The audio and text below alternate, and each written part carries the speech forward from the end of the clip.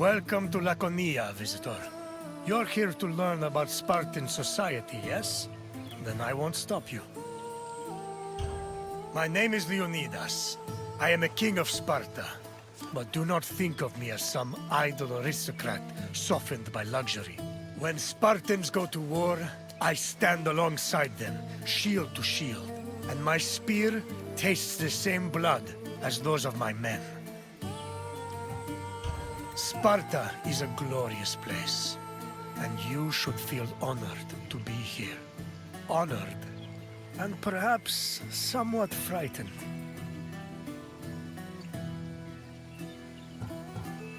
Sparta had a unique hierarchy, especially compared to the rest of Greece. Everyone had their place, and you will soon learn what those places were. I will find you again once your visit has ended. Until then, visitor.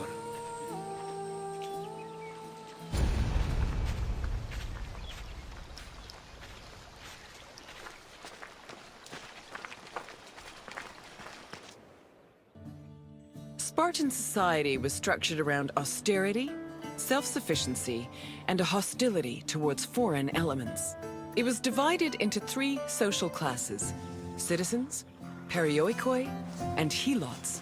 Citizens were called Spartans, or Hamoi. They were free men and women with mostly equal rights and wealth, though their contributions to political life were extremely limited. The Perique lived in surrounding areas under Spartan control. They cultivated the land and were primarily merchants and craftsmen. They were also part of the army, and their lands were the first line of defense in the event of a hostile attack. Helots were Sparta's lowest class. They were people who had lost their freedom to the Spartans, and they served the city as slaves. Helots were considered property instead of people. As a result, they had no political or civil rights.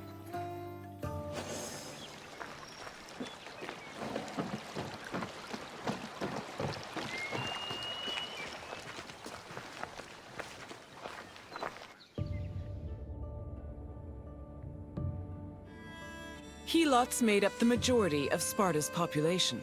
According to Polydeuces, they lingered between slavery and freedom. Two elements made Helots differ from other slaves. They were allowed to form their own families, and they were publicly owned by the city of Sparta instead of private citizens. Because Helots were deemed public property, they could not be sold as merchandise. They mostly worked to cultivate the land, but also fought in wars alongside the Spartans. While they gave the fruits of their labor to Sparta, they also kept a fair part of it for themselves. This practice allowed some Helots to make enough money to buy their own freedom. Alternatively, if a Helot served the state well enough in military campaigns, they could also be granted civil rights.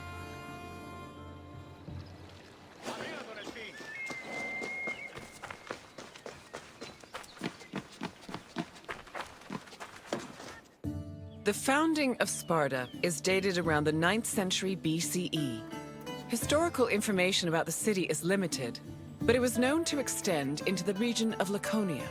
Over time, Sparta started encroaching on the territory of Messenia, eventually leading to war. Sparta gained more land in this conflict, which they divided between their citizens and the Periokoi. The aftermath of the Second Messenian War, from 640 to 620 BCE, then divided the population into three groups: the Hamoi, the Periokoi, and the Helots. The Helots of Laconia mostly respected Sparta's rule and did not cause much trouble. However, Helots from Messenia supposedly resisted the Spartans, although sources can only confirm one revolt for certain, which occurred in Messenia in 464 BCE.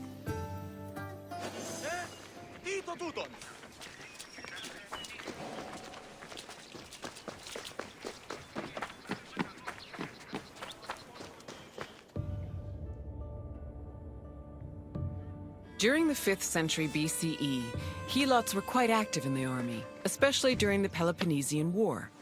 They served as hoplites on land and as rowers during naval battles. In both cases, they gave Sparta an important numerical advantage. For every Spartan on the battlefield, there were at least 7 Helots. Although many ancient sources say Spartans had a hostile relationship with Helots, they were much more likely to treat them better in times of war. For example, when 300 Helots and 120 elite Spartans were captured by Athens during the Battle of Sphacteria in 425 BCE, the Spartans promised the Helots their freedom if they served them well in combat. Similarly, around the same time, the Spartan general Brasidas fought a battle alongside 700 Helots. Impressed by their courage and loyalty, Brasidas later freed them all and allowed them to join the Perioikoi.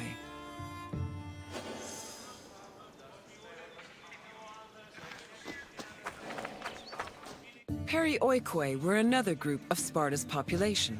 They lived not in the city itself, but in its surrounding areas.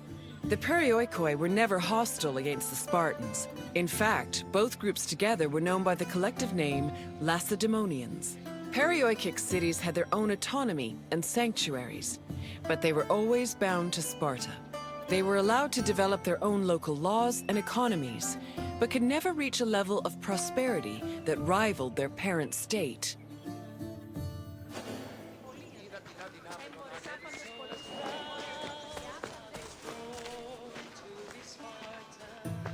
I see you've finished.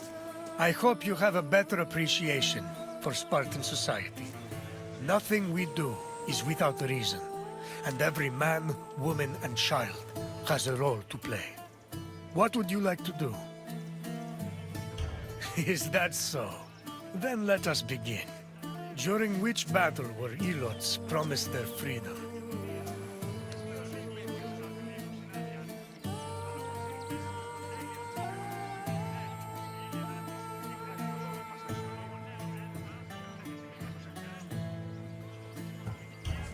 Yes, in the Battle of Sphacteria, a group of elite Spartans promised to free their accompanying Helots if they helped the Spartans during a siege. Next question. Which of the following is another name for Spartan citizens?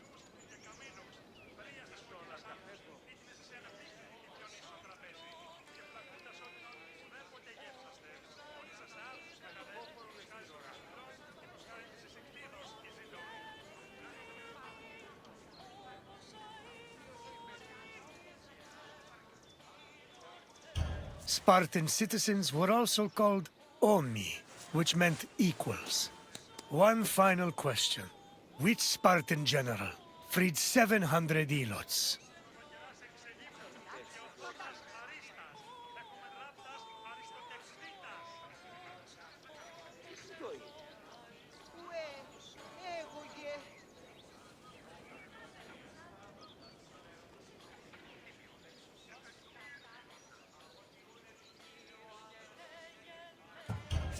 Correct.